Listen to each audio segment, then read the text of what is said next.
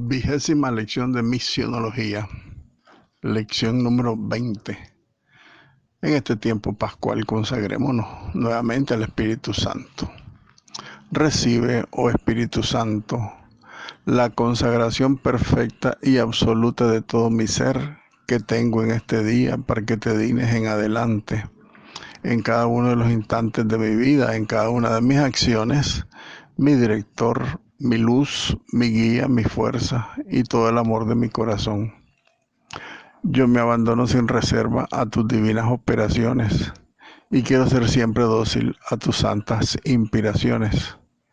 Oh Espíritu Santo, dígnate formarme con María y en María, según el modelo de tu amado Jesús. Gloria al Padre Creador, gloria al Hijo Redentor, gloria al Espíritu Santo Santificador. Amén. Bienvenidos a la clase número 20 de Teología y las Misiones.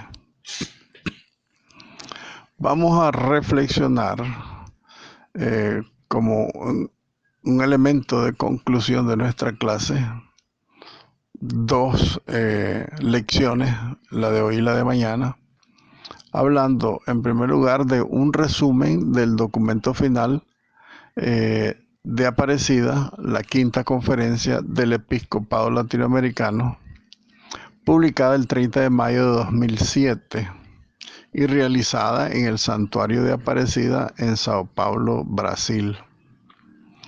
Vamos a hacer una reflexión entonces resumida de lo que fue Aparecida, de todas sus conclusiones. Vamos a ver.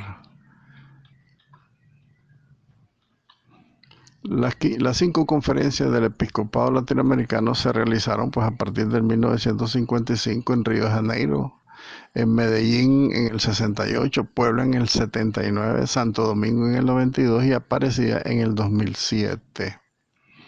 Este es un poco del marco de la historia de la Conferencia Episcopal Latinoamericana.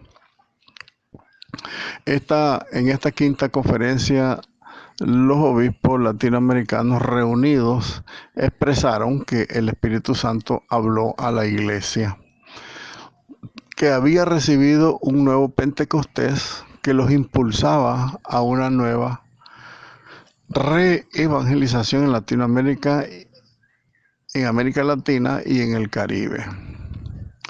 Comentarios hechos por los mismos obispos dicen que luego de haber sido publicado el documento conclusivo de Aparecida, los lectores recibieron un nuevo ardor para evangelizar, o sea, todos los cristianos de Latinoamérica. Este documento es un texto muy analítico, muy extenso, que busca llegar a todos los rincones donde esté presente la Iglesia Católica en Latinoamérica y en el Caribe. Este documento es sensible a las necesidades materiales y espirituales de nuestros pueblos, que carecen de un nivel de desarrollo que les permita forjar su propio destino.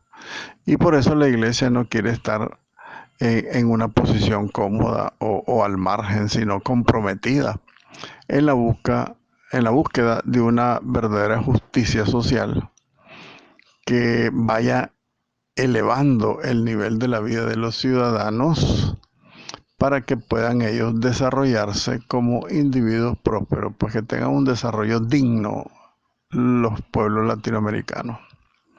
Elevar y desarrollar, hemos dicho, ¿verdad? Esa es la gran tarea por donde tenemos que empezar, dice Aparecida.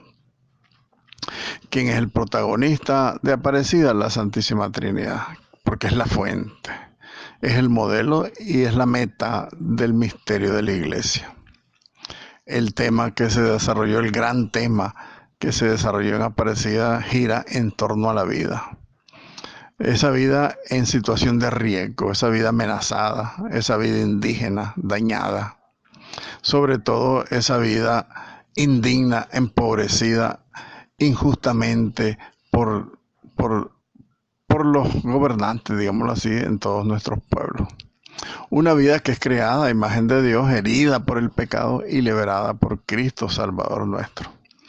También se destaca la vocación de los discípulos misioneros en Aparecida, estos que necesitan retomar aliento y espiritualidad, formación constante y gran valentía para brindar su servicio desde todas las vocaciones del ser humano cristiano y en permanente comunión con la Iglesia.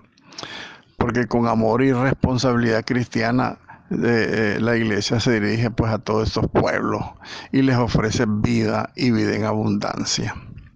El esquema de Aparecida es el método ver, juzgar y actuar, un método que existe desde los años 30, que el Concilio Vaticano II lo retoma y todos los documentos del magisterio de la Iglesia en Latinoamérica lo ha tomado, pues, este método, ver, juzgar y actuar. El ver es contemplar a Dios con los ojos de la fe a través de su palabra revelada y a través del contacto vivificante de los sacramentos, para que en la vida cotidiana veamos la realidad que nos rodea a la luz de Cristo. Entonces, ver la realidad, ¿verdad? Una revisión de nuestra realidad a la luz de Cristo. Juzgar es que la juzguemos según Jesucristo, según Él, que es el camino, la verdad y la vida. Y el actuar es que actuemos desde la Iglesia, cuerpo místico de Cristo y sacramento universal de salvación, actuemos en la propagación del reino de Dios. La forma de evangelización a los pueblos se centra en el querigma, que es el hilo conductor que hace madurar la fe. No se puede creer en Cristo si antes no hemos tenido un encuentro personal con Él, como decía el Papa Francisco, y enfatiza la labor de la reevangelización de los discípulos misioneros y a que lleven una vida coherente con la fe del Evangelio, ese Evangelio que predican. Entonces la Iglesia tiene que ser evangelizada primero ella, ¿verdad? Y también Aparecida exhorta a evangelizar proclamando la palabra de Dios con el mensaje querigmático que se centra en dar a conocer a un Cristo muerto y resucitado para que tengan vida en Él. Reflexionando también en la Evangelii Nuntiandi, Aparecida dice Evangelii Nuntiandi número 22 que no hay evangelización verdadera mientras no se anuncie el nombre, la doctrina, la vida y las promesas del reino y el misterio de este Jesucristo nuestro Señor, este Jesús de Nazaret, Hijo de Dios. También hacen referencia a la carta a los Romanos capítulo 10 que dice, ¿cómo invocarán a aquel a quien no han creído? ¿Y cómo creerán en aquel de quien no han oído? ¿Y cómo oirán si no hay quien les predique? ¿Y quién predicará sin ser enviado? Así está escrito, que hermoso es recibir al mensajero que trae buenas noticias. Sin embargo, no todos los israelitas aceptaron las buenas noticias que traía Jesucristo y los profetas. Por ejemplo, el profeta Isaías decía, Señor, ¿quién ha creído a nuestro mensaje? Así que la fe viene como resultado de oír el mensaje. Y el mensaje que se oye es la palabra de Cristo. Entonces en Aparecida los obispos han querido impulsar una renovación de la acción de la Iglesia, partiendo del punto de una reevangelización que lleve a los misioneros a tener un encuentro vivo con Jesucristo y a su vez predicarlo a los pueblos para que tengan la experiencia de un encuentro personal, que puedan dar testimonio y que sean también discípulos para luego crecer en una catequesis, ¿verdad? Entonces, primero el querigma en el discipulado y después en una formación permanente, dicen los obispos. Este documento final de Aparecida está compuesto de 3 partes en 10 capítulos.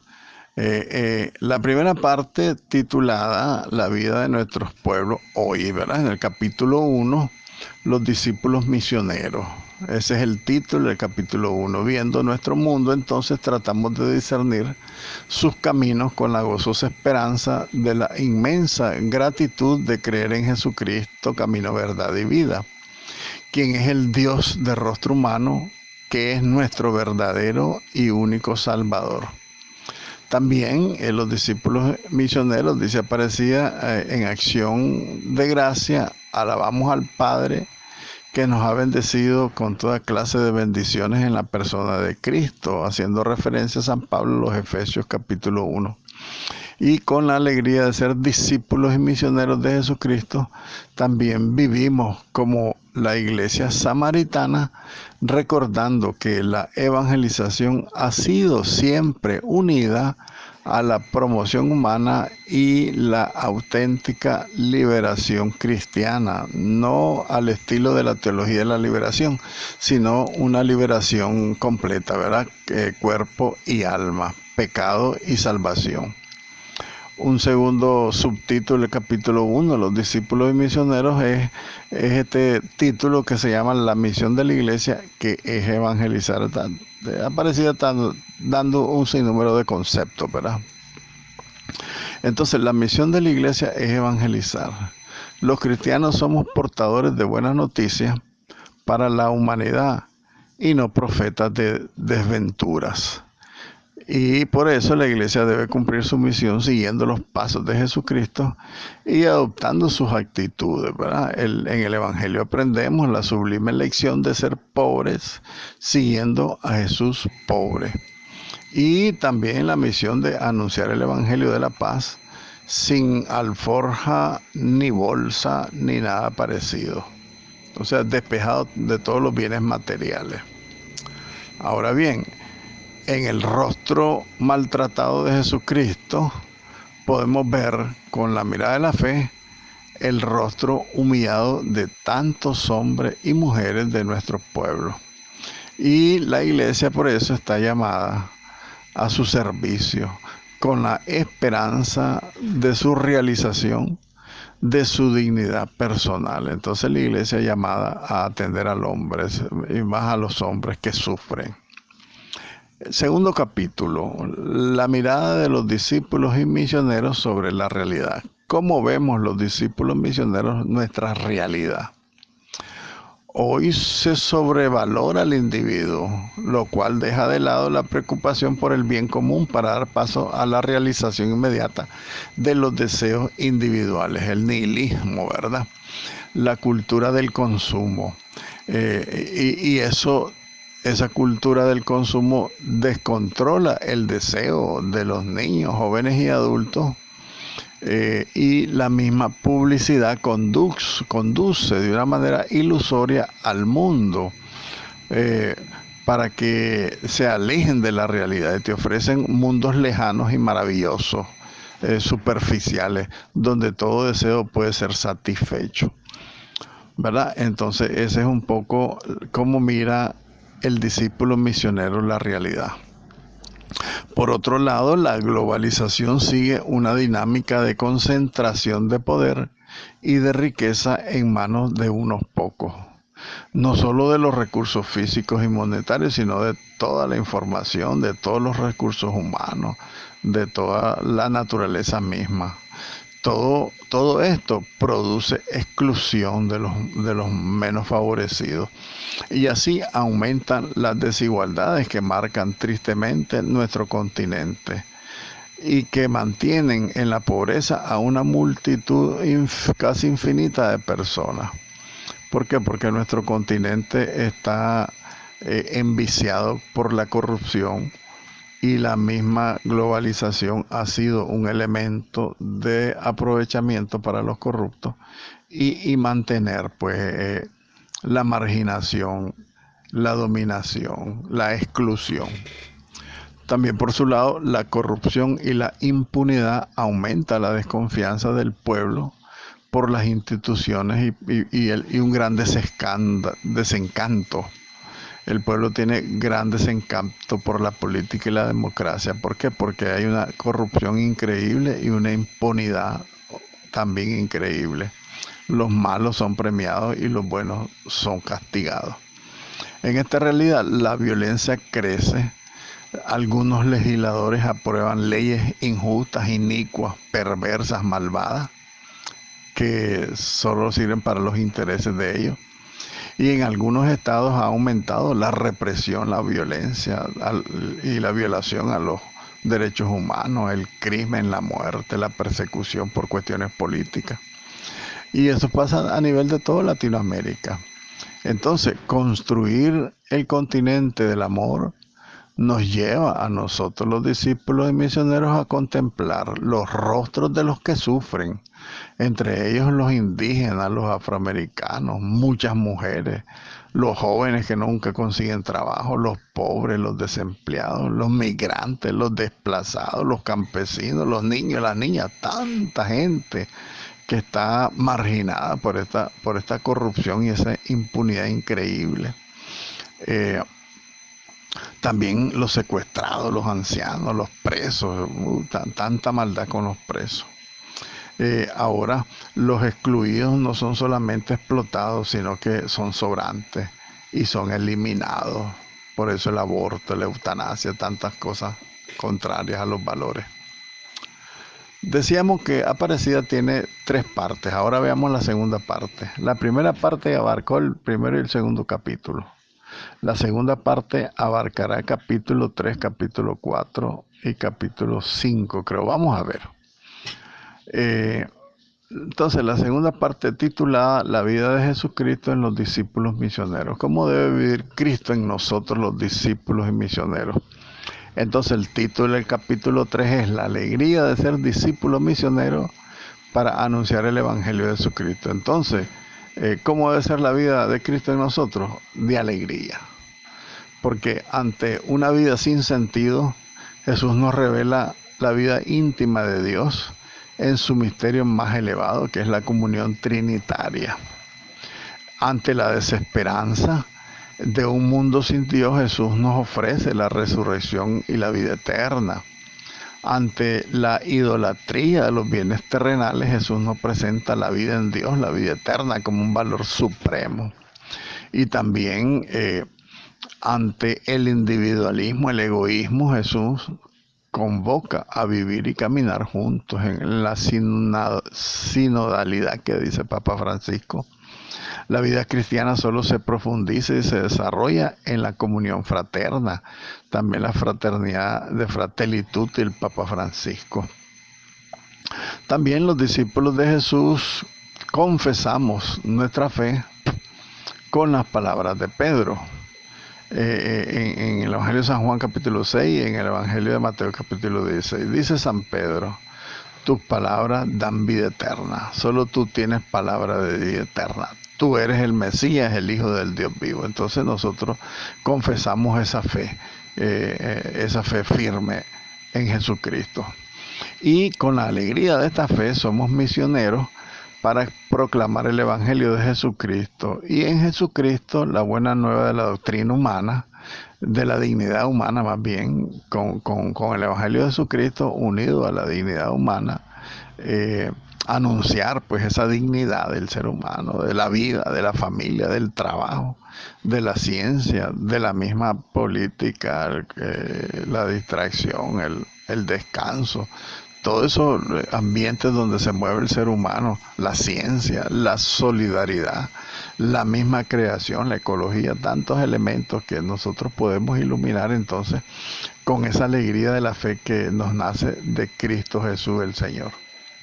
El capítulo 4 de esta segunda parte, también titulado La vocación de los discípulos misioneros a la santidad, es otro elemento también que debemos de considerar. La vida en Cristo de los misioneros. Dios es santo, dice el numeral 130, y nos ama. Dios es santo y nos ama y nos llama por medio de Jesucristo a ser santos. Tenemos la vocación de los discípulos misioneros a la santidad. El llamamiento que hace Jesús a seguirlo es con la finalidad de ser Él y formar parte de lo suyo y participar de su misión. Que nosotros seamos de Jesús, que participemos en su misión y que corramos la misma suerte y hacernos cargo de su misión de hacer nuevas todas las cosas. Jesucristo, al llamar a los suyos para que lo sigan, les da un encargo muy preciso.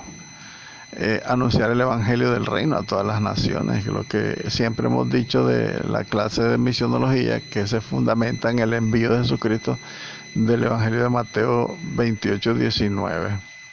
Por esto, todo discípulo misionero y debe cumplir este encargo, y que este encargo no es una tarea opcional, sino que todos tenemos la obligación, una vez siendo discípulos, convertirnos en misioneros. Porque es que el amor que recibimos no puede quedar encerrado en nuestro corazón, tiene que explotar para atraer a todos a Cristo. La misión no se limita a un programa, sino que la misión es compartir la experiencia de ese encuentro personal con Jesucristo, dar testimonio de ese encuentro y anunciarlo hacia todos los confines de la tierra, a todos los confines del mundo. Por eso el discípulo misionero ha de ser un hombre, una mujer que hace visible el amor misericordioso del Padre, especialmente con los pobres y con los pecadores, lo que dice el Evangelio de San Mateo capítulo 25. Al participar entonces de la misión, el discípulo misionero camina hacia la santidad, en esa vocación a la santidad que tenemos todos. Si nosotros no hacemos misión, no estamos en camino a la santidad. La santidad se vive en el corazón del mundo. Nosotros no podemos estar encerrados en un nicho para santificarnos. Tenemos que salir al mundo y hacer el bien, porque esa es la única manera que nosotros podemos santificarnos. Lo dice Evangelio Mateo capítulo 25. Tuve hambre y me diste de comer. Tuve sed y me diste de beber. Eso es el camino a la santidad, porque el Señor nos va a preguntar qué bien hiciste a mis hermanos los más pequeños. Nada, Señor, dice. Entonces ahí vamos a tener que pagar un precio. También en esta vocación a la santidad somos animados por el Espíritu Santo. El Espíritu en la iglesia forja misioneros, señala los lugares que deben ser evangelizados y elige a quienes deben hacerlo. Y todo esto lo da en referencia de este envío que hace el Espíritu Santo, que forja misioneros en los Hechos de los Apóstoles, en el capítulo 4 principalmente, y el capítulo 13. El Espíritu Santo recuerda a la iglesia las palabras de Jesucristo, y es el maestro interior que conduce al conocimiento de la verdad total, dice San Juan capítulo 14. Formando discípulos y misioneros entonces en ese conocimiento, en esa conducción que nos hace el Espíritu Santo hacia la verdad plena, nos hace y nos forma discípulos misioneros. Entonces los seguidores de Jesús deben dejarse guiar constantemente por el Espíritu Santo, dice San Pablo a los Gálatas, y hacer propia la pasión por el Padre y por el reino de Dios. Y también hacer propia la pasión por anunciar la buena noticia a los pobres, curar a los enfermos, consolar a los tristes, liberar a los cautivos, anunciar a todos el año santo de gracia del Señor, como dice San Lucas en el capítulo 4. Muy bien. Capítulo 5 de Aparecida, titulado La comunión de los discípulos misioneros en la iglesia. Esto es importante porque nosotros no podemos ser, en nuestro trabajo misionero, no podemos ser llaneros solitarios. Somos la iglesia que sale a anunciar el reino. Porque hoy el encuentro con Jesús en la intimidad es indispensable para alimentar la vida comunitaria y la actividad misionera. Ya vamos a ver por qué, porque el cristiano pertenece a una comunidad concreta, y en esa comunidad es en la que puede vivir una experiencia permanente de discípulo y también de comunión con los sucesores de los apóstoles y el Papa, ¿verdad? Obispos, sacerdotes. Y para esto, para esta intimidad indispensable para alimentar nuestra vida misionera, está la Eucaristía. Dice el Vaticano II en la Sacrosanctum Concilio sobre la reforma de la liturgia, dice que la Eucaristía es la fuente y el culmen de la vida cristiana. Y también lo expresa expresa los Hechos de los Apóstoles, capítulo 2. La Eucaristía es fuente y culmen de la vida cristiana. Entonces la comunión de la iglesia se nutre con el pan de la palabra de Dios y con el pan del cuerpo de Cristo. Nosotros, si no tenemos un encuentro personal con Jesucristo a través de la Eucaristía, nuestro trabajo pues no será ni misionero ni apostólico, sino que será negocio, como los protestantes. El encuentro tiene que ser primero con Cristo, que es la fuente, y llevar a todo el mundo hacia la vida cristiana, hacia Cristo, porque Él es el culmen de nuestro trabajo apostólico, misionero y evangelizador. La iglesia, por eso, es comunión en el amor. Dios no quiso salvarnos aisladamente, sino formando un pueblo, dice Lumen Gentium número 9. Y un pueblo que sale al encuentro de los alejados y de los marginados. Por eso, un proyecto misionero solo es eficiente si cada comunidad cristiana, si cada parroquia, cada comunidad educativa, cada comunidad de vida consagrada, cada asociación, cada movimiento, cada pequeña comunidad parroquial se inserta activamente en la pastoral orgánica de cada parroquia y diócesis. Y eso es importante. Entonces, la comunión con la iglesia para poder ser verdaderos discípulos y por lo tanto verdaderos misioneros. Aparecía menciona la parroquia como comunidad de comunidades. Dice, las parroquias están llamadas a ser casas y escuelas de comunión.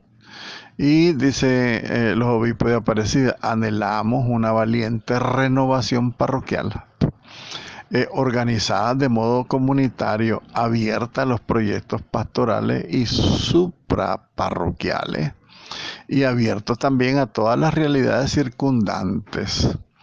Eclesia en América número 41. Hay un documento de Eclesia en América que creo que deberíamos de buscarlo.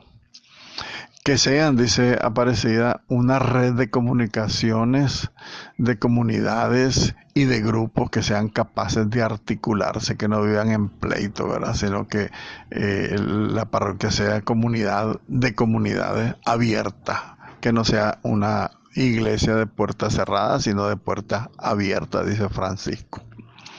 Entonces, todos los miembros de la comunidad parroquial, por tanto, somos responsables de la evangelización en cada ambiente en que nos estemos ubicados, más allá de lo individual, sino a nivel de familia, de comunidad, de parroquia, etcétera. Así entonces, la quinta conferencia del Episcopado Latinoamericano de Aparecida es una oportunidad para que todas las parroquias se vuelvan misioneras, que existe una verdadera conversión pastoral de las parroquias. Es inmenso el número de los alejados, dice Aparecida. En principio, la iglesia, la misa dominical, por ejemplo, las catequesis, los grupos, la ausencia de los alejados es tremenda. Particularmente en el mundo urbano, en las ciudades, hay mucho alejamiento de la fe.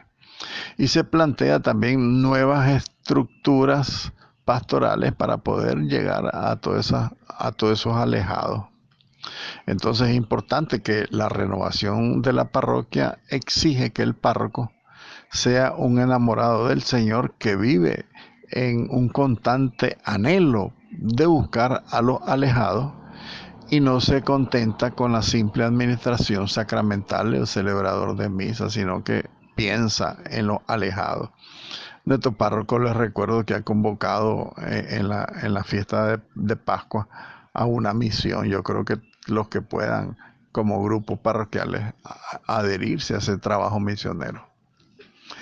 Por otro lado, los que han dejado la iglesia para unirse a otros grupos religiosos, a las sectas, muchas veces esta gente sincera que se sale de nuestra iglesia no lo hace por razones doctrinales, sino por razones convivenciales, de experiencia, de comunidad.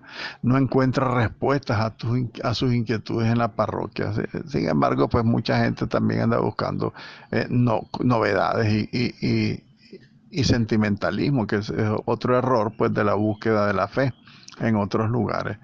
Pero en primer lugar, pues dice Aparecida que lo alejado de la iglesia no es por cuestiones doctrinales, sino por malas experiencias, ¿verdad? Entre personas, entre grupos, entre párrocos y fieles, etcétera, etcétera. Por eso dice Aparecida que tenemos que reforzar en nuestra iglesia 4 ejes. Es importante reforzarlo para que no se nos siga yendo la gente y contrarrestar así a la secta. Estos 4 ejes son la experiencia religiosa, la vivencia comunitaria, la formación bíblica y doctrinal, que nosotros estamos realizando este tema, y el compromiso misionero de toda la comunidad, ¿verdad? Entonces, la primera es la experiencia religiosa. Quiere decir que todos debemos tener ese encuentro personal con Jesucristo. Renovarlo, como dice Papa Francisco, Evangelii Gaudium número 3. También la vivencia comunitaria, recibir a nuestros fieles fraternalmente, estar abiertos, ser cariñosos, no ser pedantes, no ser egoístas, no ser chismosos, que dice el Papa Francisco. Tantos defectos que arruinan la convivencia y por eso muchos cristianos se alejan, porque nosotros tenemos algún grado de culpa cada uno de nosotros. Por otro lado, la formación, ¿verdad? Profundizar en los contenidos de la fe, en el magisterio de la iglesia, en la Sagrada Escritura. Y el compromiso misionero, pues, ¿verdad? Con los alejados, buscar a los que se han ido. Ese es un poco el reforzamiento que deben de tener la iglesia a nivel de la parroquia, comenzando para contrarrestar, pues, esos que se han alejado de la fe. Veamos el capítulo 6. Dice el capítulo 6, el título es el itinerario formativo de los discípulos misioneros. La formación es básica.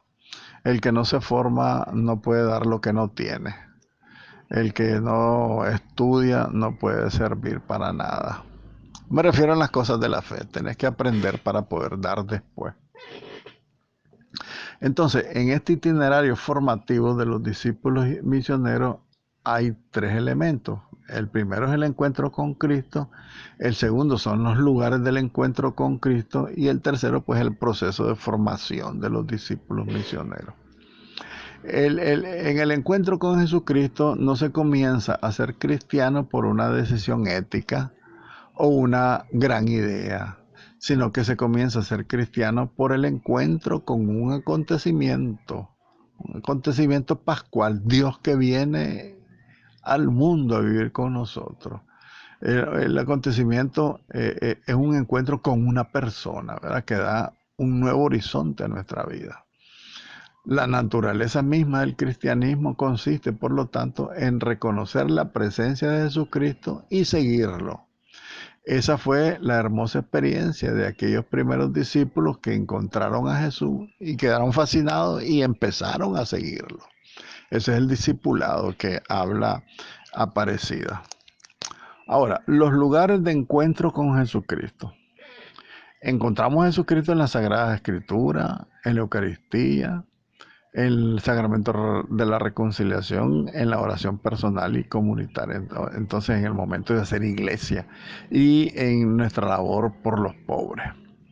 Entonces, encontramos a Jesucristo en la Sagrada Escritura, pero leída en la iglesia, principalmente en la liturgia. La Sagrada Escritura es con la tradición la fuente de vida para toda la iglesia y la Sagrada Escritura también es el alma de su acción evangelizadora. Porque decía San Agustín de San Jerónimo, desconocer la Escritura es desconocer a Jesucristo y renunciar a anunciarlo. Eso lo decía San Jerónimo. La Eucaristía, por otro lado, es el lugar privilegiado del encuentro con Jesucristo, ¿verdad? Es el sacramento también de la reconciliación, un lugar también propicio donde el pecador experimenta de manera singular ese encuentro con Cristo, amor, compasión, misericordia, que reconcilia, ¿verdad? Y también la oración personal y la oración comunitaria son otro lugar de encuentro donde el discípulo es alimentado por la palabra de Dios y por la Eucaristía Y de esa manera cultiva una relación de profunda amistad con Jesucristo y con todos los hermanos de Jesucristo, todos nuestros hermanos fieles. También lo encontramos a este Jesucristo en estos lugares de encuentro, de un modo especial en los pobres. De San Mateo capítulo 25, ¿verdad? Tuve hambre y me diste de comer, tuve sed y me diste de beber, fui forastero y me hospedaste. Todo lo que dice el Evangelio de San Mateo. Entonces, de esa manera, si nosotros nos encontramos con los pobres, los afligidos, los enfermos, nos encontramos con Jesús. Porque ellos, estos que sufren, reclaman nuestro compromiso. Y también estos que sufren nos dan testimonio de fe, de paciencia y de lucha. Finalmente, pues el capítulo 6 habla del proceso de formación de los discípulos misioneros. Para la formación Aparecida destaca 5 aspectos fundamentales.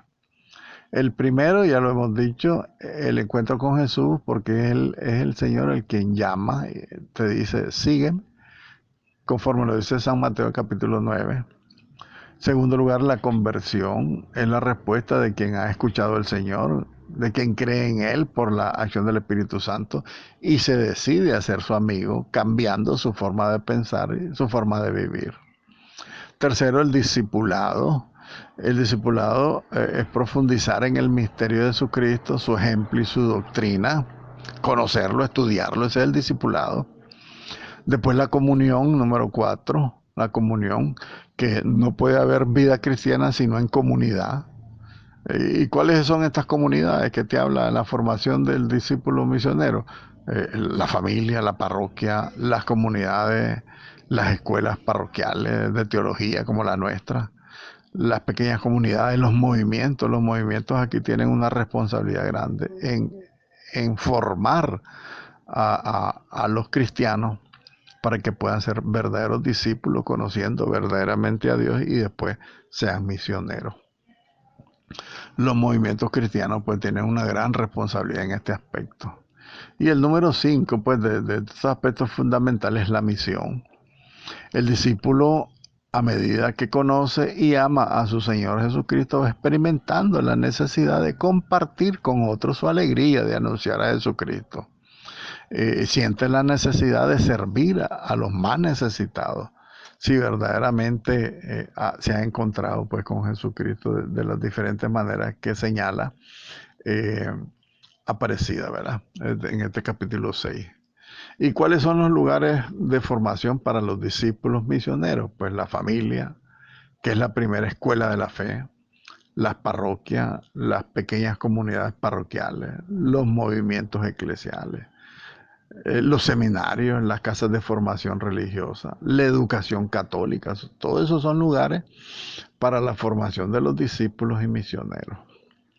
Muy bien, ahora veamos la tercera parte de Aparecida. Les decía que está compuesta por 3 grandes partes.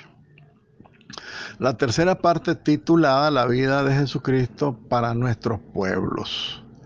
Esta tercera parte está compuesta de los capítulos 7, 8, 9 y 10, que es lo final del documento de Aparecida. Y el capítulo 7, veámoslo, habla de la misión de los discípulos al servicio de la vida plena. Es vivir y comunicar la vida nueva en Cristo a nuestros pueblos. Entonces, lo primero que tenemos que anunciar y escuchar es que nuestro Padre desea que seamos hijos suyos y que participemos de su vida divina, que es trinitaria. Ser hermanos trinitarios son 3. Entonces, ser hermanos por el bautismo implica vivir fraternalmente, lo grita Fratelli Tutti, Papa Francisco también. Y siempre debemos estar atentos a las necesidades de los más débiles. Pero las condiciones de vida de muchos excluidos contradice este proyecto del Padre y nos invita a nosotros los creyentes a un mayor compromiso a favor de la cultura de la vida. Porque si nosotros cerramos los ojos a esta realidad, nos situamos en el camino de la muerte. Porque el amor a Dios nos invita a todos a suprimir las graves desigualdades sociales, a suprimir las enormes diferencias en el acceso a los bienes, incluso materiales, y mucho más espirituales. Dice la Madre Teresa de Calcuta que la mayor de las pobrezas es desconocer a Dios. Entonces tenemos una gran responsabilidad como discípulos misioneros de extender el reino de Dios allá donde sufren los pobres por falta de conocimiento de Dios. La vida solo se desarrolla plenamente en la comunión fraterna y justa, porque Dios también ha redimido las relaciones sociales entre los seres humanos. Recuerden que Él vino a ser uno de nosotros, entonces esa comunión también fue redimida por Él.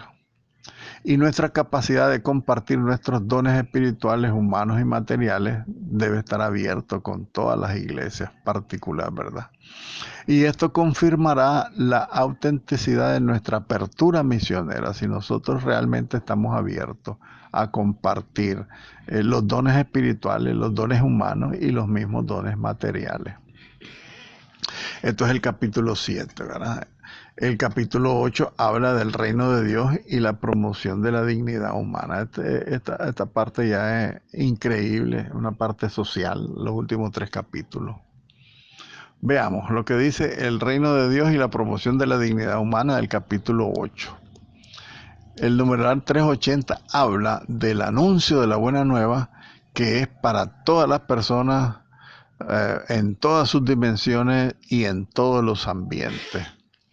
Porque ser discípulo y misionero de Jesucristo nos debe de llevar a promover la dignificación de todo ser humano. La dignidad de la persona tenemos que promoverla y a trabajar juntos con los demás ciudadanos e instituciones para conseguir esa promoción de la dignidad humana. Urge, dice Aparecida, crear estructuras que consoliden un orden social, económico y político en el que no haya inequidad y donde haya posibilidades para todos y que promuevan una buena convivencia humana, que impidan la prepotencia y faciliten los consensos sociales. Miren qué interesante. Nosotros lo vivimos en carne propia. La prepotencia que es fruto o es la que produce la gran injusticia en nuestro país. Y la falta de diálogo también, que otra gran injusticia que nos niegan los políticos y hacen pues que la convivencia no sea nada humana, sino que se siembre más bien la sospecha, la persecución, la injusticia, la muerte, ¿verdad? Porque matan a la gente por cuestiones políticas. La iglesia comunica la vida de Jesucristo anunciando la palabra de Dios.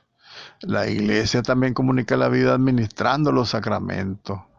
Y comunica la vida también la iglesia practicando la caridad, es decir, dando testimonio con obras concretas, haciendo el bien, ayudando al necesitado, consolando al que sufre, a los tristes. Estamos llamados, todos, dice Aparecida, a contemplar en los rostros sufrientes de nuestros hermanos. Estamos llamados a contemplar el rostro de Cristo que nos llama a servirlo en sus hermanos los más pequeños. Lo dice el libro de en la conferencia de Santo Domingo, el número 78. Ellos también, los pobres y todos los que sufren, interpelan nuestra pastoral. Todo lo que tenga que ver con Cristo tiene que ver con los pobres, dice el Evangelio de San Mateo, capítulo 25, verso 40. Mateo 25 debería ser una clave de lectura siempre para nosotros los cristianos, y más si queremos ser misioneros. Nuestra solidaridad se ha de manifestar también en la defensa de la vida, en la defensa de los derechos humanos, en el acompañamiento de los más débiles y excluidos, dar voz al que no tiene voz. O sea, nosotros tenemos obligación de denunciar la maldad, la injusticia, el pecado, para que sean sujetos de cambios. Todos estos seres débiles que sufren, sociedades enteras son, y esto es una gran realidad. El capítulo 9 de esta tercera parte va dedicado a la familia. Familia, persona y vida se llama. Esto es importante para la pastoral familiar, para que lo lean y fortalezcan sus conocimientos en su misión. Una parte importante de la población latinoamericana está afectada por difíciles condiciones de vida. Aquí la pobreza en Latinoamérica es increíble. Y eso amenaza, la pobreza misma amenaza directamente la institución familiar.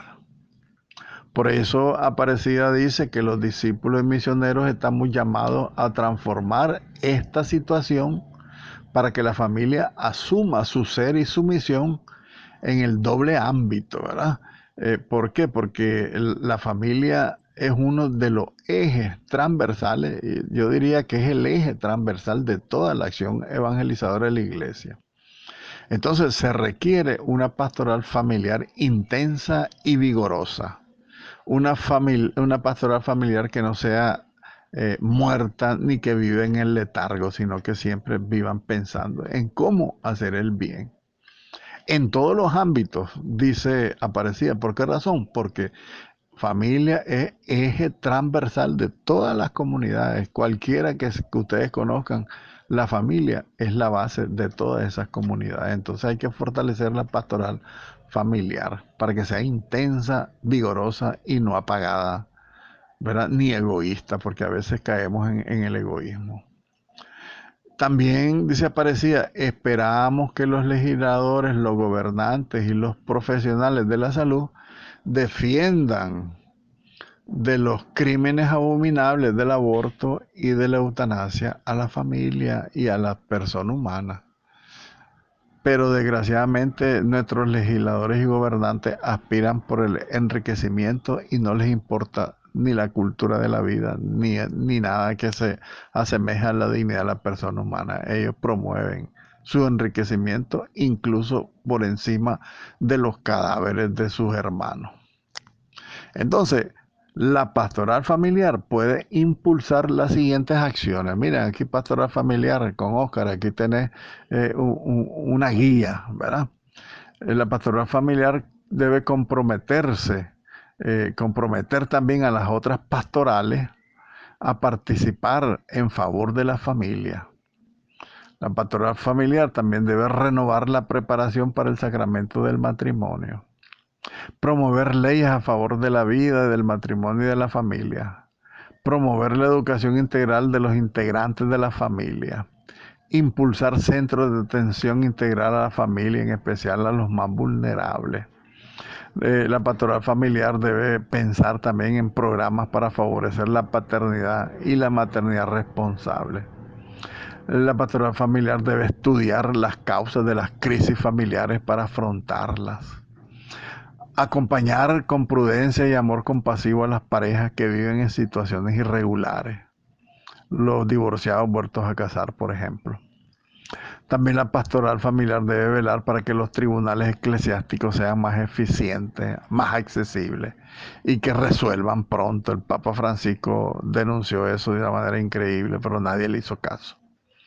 Los tribunales eclesiásticos, tengo conocimiento de un par de casos que igual letargan, engavetan los casos y nunca le resuelven a la pobre gente sus situaciones. También la pastoral familiar debe ayudar a los niños, a las niñas huérfanos, a los niños abandonados. Debe organizar casas para las niñas y adolescentes embarazadas. Debe velar por las madres solteras. Debe atender a las viudas y a los ancianitos también, hombres y mujeres. Y yo agregaría de mi parte otro elemento, porque sabemos que nuestras pastorales familiares en nuestros pueblos son pobres. Eh, con la oración se haría mucho bien a la familia. Una pastoral familiar parroquial que ore de una manera comprometida e intensa por el bien de la familia haría mucho bien. Pero dichadamente nuestras pastorales familiares, no me refiero solo a la de nosotros parroquial, sino a la mayoría de las pastorales familiares, se dedican a cosas superfluas. Reflexionan un evangelio allá de vez en cuando, una vez al año, una formación. Se consumen para sus propias fiestas todos sus ahorros en vez de compartirlos con los más pobres. Tantas cosas que se pueden hacer. Tantas cosas, hermanos. Y también, pues, para finalizar el capítulo 10, que es extenso este capítulo 10, nuestros pueblos y la cultura. La cultura actual de todos nuestros pueblos latinoamericanos representa el modo con el cual los hombres y los pueblos cultivan su relación con la naturaleza, con sus hermanos, con ellos mismos y también sus relaciones con Dios, a fin de lograr una existencia plenamente humana, digna del ser humano.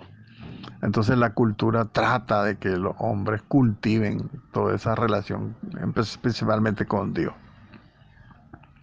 La fe solo es adecuadamente profesada, entendida y vivida cuando penetra profundamente en el sustrato cultural de un pueblo.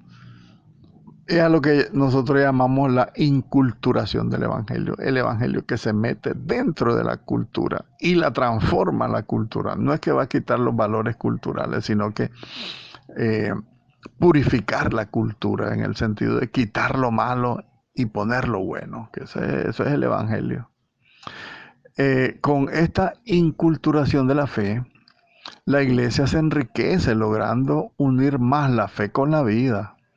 Sin embargo, la cultura que tenemos ahorita globalizada promueve mucho el individualismo, el egoísmo, llevándonos al relativismo ético, incluso religioso, y a las crisis de familia. Viene el gran problema en la globalización. Un individualismo egoísta horroroso, un relativismo ético. Ahora el pecado ya no es pecado. Cada quien puede hacer lo que se le antoje en la parte moral, en la vivencia sexual y todas esas corrupciones que hay. Incluso un relativismo religioso, porque ya las religiones raras, extrañas del Oriente Lejano ya se han metido aquí. Con eso del vudú, el reiki, todas esas cosas raras, las revuelven con la fe y entonces es un relativismo horrible. Y todo esto crea crisis, por supuesto, porque donde no está Dios, todo va a la destrucción. Es necesario presentar a la persona humana como el centro de toda la vida social y cultural de los países latinoamericanos. Y de esa manera podemos contrarrestar la cultura de muerte con una cultura cristiana de la vida y de la solidaridad. Por su parte, en este sentido, los medios de comunicación ofrecen la oportunidad de extender casi sin límites el campo de la audición de la palabra de Dios. Los medios de comunicación haciendo llegar la buena nueva a millones de personas, dice Evangelio Nunciando, son una versión moderna del púlpito, como dice el Evangelio de San Mateo capítulo 10 y en el capítulo 12 de San Lucas. Dice Aparecida, nos comprometemos a acompañar a los comunicadores, procurando formar comunicadores profesionales católicos, apoyar la creación de medios de comunicación propios de la iglesia, estar presente en los medios de comunicación social, aunque no sean católicos, aunque sean profanos, pedir espacios para evangelizar. Yo creo que eso nos falta a todos los misioneros, meternos en las radios, pedir espacios para dar una palabrita de Dios. También enseñar, dice Aparecida, la formación crítica en el uso de los medios de comunicación desde los niños incluso. También suscitar leyes para que se promueva una nueva cultura que proteja a los más vulnerables y que los medios de comunicación no abusen cuando mienten, cuando la mentira se convierte en sus verdades. Por otro lado, el Internet es un desafío, dice la Iglesia, en cuanto a proclamar el mensaje del Evangelio. La Internet ofrece magníficas oportunidades de evangelización si es usado debidamente. Pero es un medio y no es un fin. El Internet es un medio, no es un fin. Y muchos lo vemos como un fin. Si no estoy en Internet, el resto no vale para nada. Es solo saber el Internet. Y no, debería ser un medio nada más. Porque los medios de comunicación no sustituyen las relaciones personales ni la vida comunitaria. Se podrían, dice, aparecía en Internet, promover salas digitales para promover la inclusión, porque con Internet también hay mucha exclusión. Muchos pobres que no pueden tener el teléfono o la computadora Muchos pobres que no pueden pagar por el internet están excluidos. Entonces, promover esas salas digitales, por ejemplo, en las parroquias, donde los pobres lleguen a ver y conocer el internet, sería una forma linda de evangelizar. Los nuevos aerópagos, en donde hay que inculturar el evangelio, son el mundo de las comunicaciones, el internet, teléfono. La construcción de la paz es un medio para evangelizar también. El desarrollo y la liberación de los pueblos es otro lugar para inculturar. La promoción de las mujeres y los niños, la ecología, la protección de la naturaleza, todo esto son medios para inculturar el evangelio. Debemos emplear esfuerzo y creatividad en la evangelización y formación de empresarios y políticos católicos, también en el mundo del trabajo, los dirigentes sindicales cristianos, que por su influencia lleguen y están en los niveles de decisión para que las decisiones de las estructuras políticas y de gobierno traten un poco mejor la dignidad de las personas humanas. Pues desgraciadamente nuestros políticos y empresarios son los que tienen de la mano toda la riqueza y la distribuyen a su antojo, porque no hay ni pizca de fe y el evangelio ni Jesucristo ha llegado a sus corazones. Es necesario comunicar los valores evangélicos de manera positiva y propositiva. Por eso, en la elaboración de los programas pastorales, dice Aparecida, queremos favorecer la formación de un laicado capaz y competente, que los laicos se preparen en todos los ámbitos de la vida social, que sean empresarios, que sean políticos, para que sean capaces y competentes de hacer el bien. También dice Aparecida que hay que optimizar el uso de los medios de comunicación católicos, que a veces los canales católicos, las radios católicas dejan mucho que desear. También dice Aparecida que hay que rescatar el papel del sacerdote como formador de opinión, porque a veces los sacerdotes rehuyen a dar su cara por los que sufren. Con eso lo digo todo. También dice Aparecida que hay que dinamizar los grupos de diálogos entre la iglesia y los formadores de opinión de los medios de comunicación y en los diversos campos de la vida social. También Aparecida nos invita a que vayamos a las universidades, principalmente a las católicas, porque hay universidades católicas que dejan mucho que desear en lo católico. Y el Papa Francisco mandó a Colombia una inspección a una universidad católica, la Argentina también. La de aquí necesita otra revisión también de su catolicidad, para que estas universidades apoyen el diálogo entre la ciencia y la fe, entre la fe y la razón, porque no se promueve, cada vez es más grande la brecha entre la fe y la vida. También dice Aparecida que hay que aprovechar las oportunidades en la utilización del arte, en la catequesis en primer lugar, ¿verdad? Para los maestros de catecismo. Y también en las celebraciones litúrgicas hay que utilizar el arte para que se preparen a todas estas asambleas litúrgicas de la iglesia y de la parroquia a su encuentro más pleno con Jesucristo. Los discípulos y misioneros de Jesucristo deben iluminar con la luz del Evangelio todos los ámbitos de la vida social. Que los agentes de pastoral se esfuercen por desarrollar, en primer lugar, adecuar la pastoral de la iglesia a la realidad urbana o rural, con sus horarios, con sus lenguajes, con sus prácticas, ¿verdad? Hacer un plan de pastoral orgánico y articulado, que no se multipliquen las actividades, sino que más bien se fortalezcan, para que se integre en todos los ámbitos y en todos los niveles de la sociedad y de la iglesia. Y que su objetivo sea llegar al conjunto de toda la ciudad y de la población. Hay que sectorización, hay que hacer una sectorización de las parroquias, dice Aparecida. ¿Para qué? Para que llegue la pastoral de la parroquia más cerca de los alejados, pues. Hay que realizar y fortalecer un proceso de iniciación cristiana y de formación permanente también. Hay que fortalecer los servicios de atención personal y dirección espiritual y del sacramento de la reconciliación. Todo este elemento está muy lejos en nuestras realidades latinoamericanas, para no decir nacionales o mazatepinas. Se necesita, dice Aparecida, una atención especializada a los laicos en sus diferentes categorías.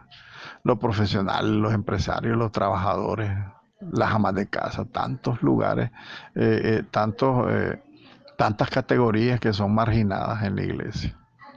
Hay que hacer estrategias también para los lugares, para llegar, dice, a los lugares más cerrados de las ciudades. Por ejemplo, hay comunidades, hay a ver, ¿cómo se llama? Con condominios que son cerrados, que ahí nadie puede llegar.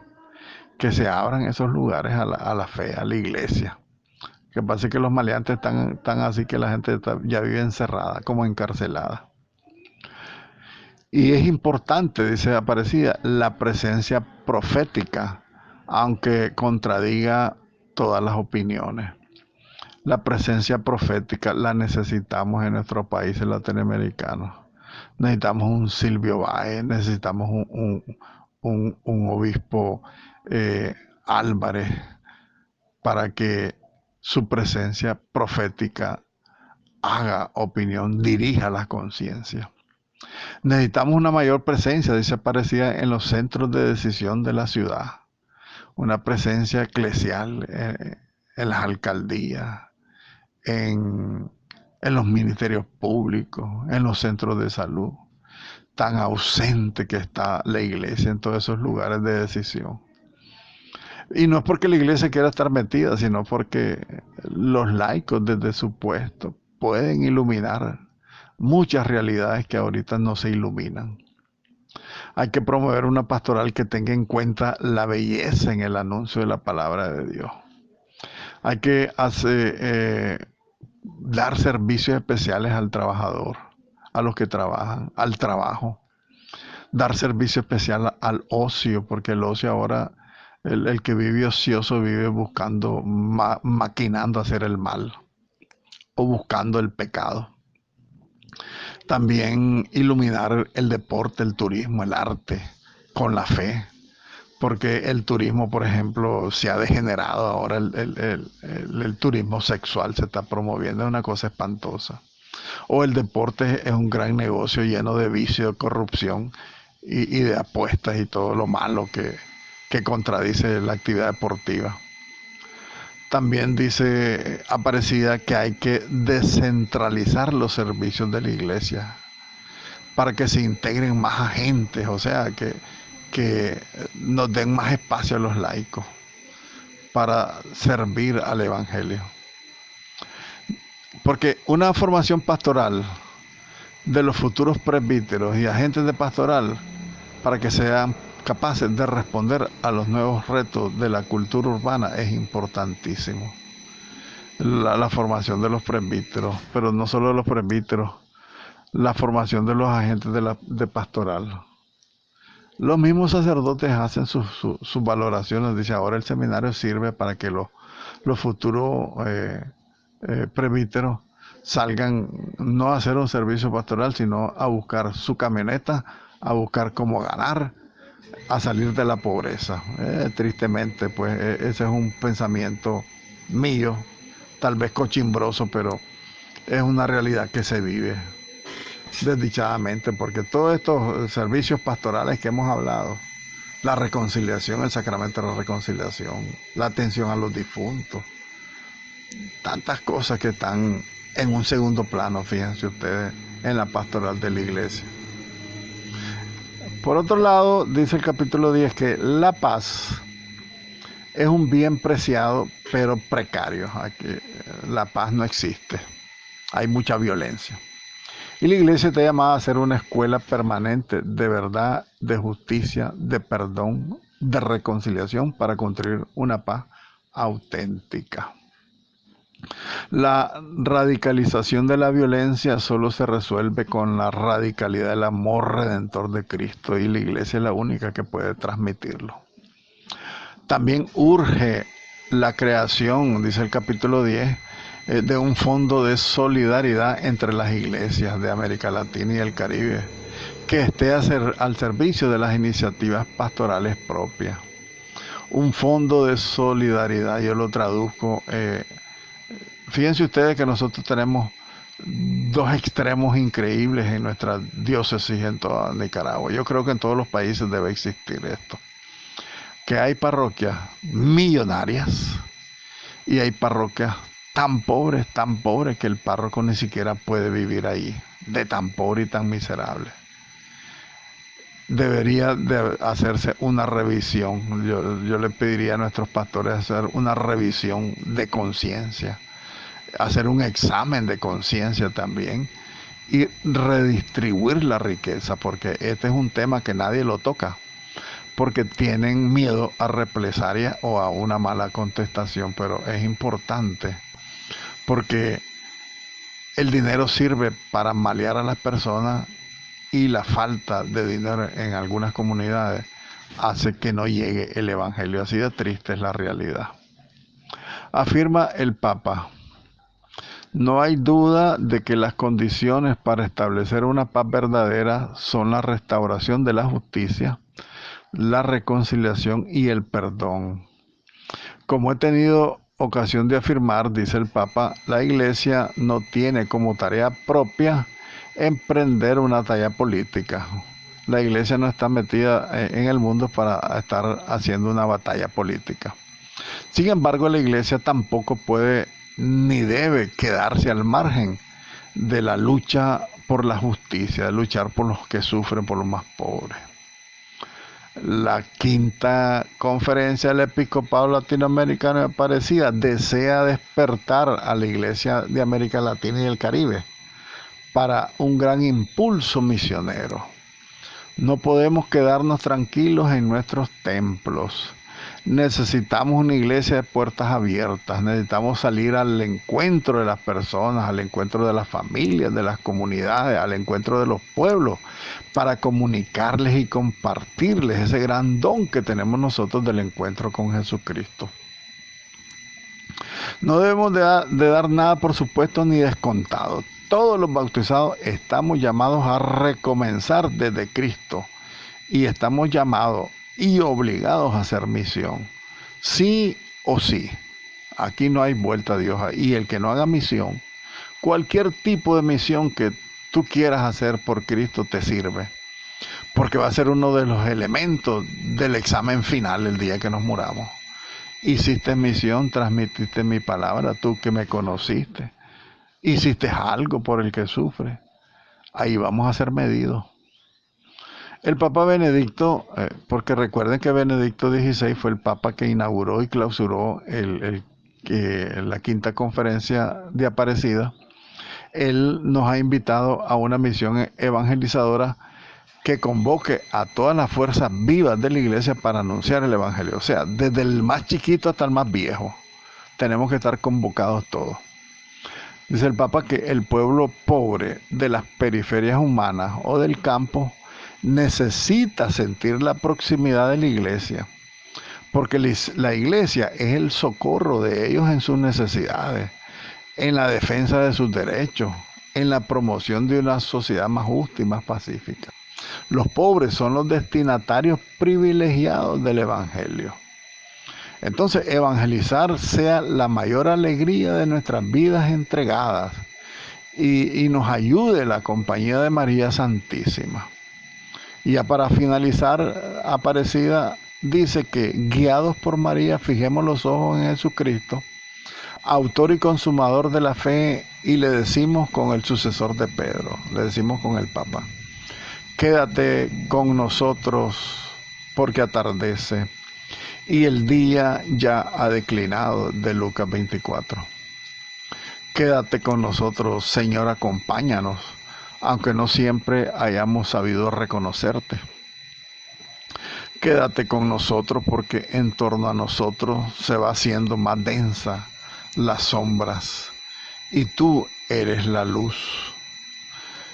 En nuestros corazones se insinúa la desesperanza y tú los haces arder con la certeza de la Pascua.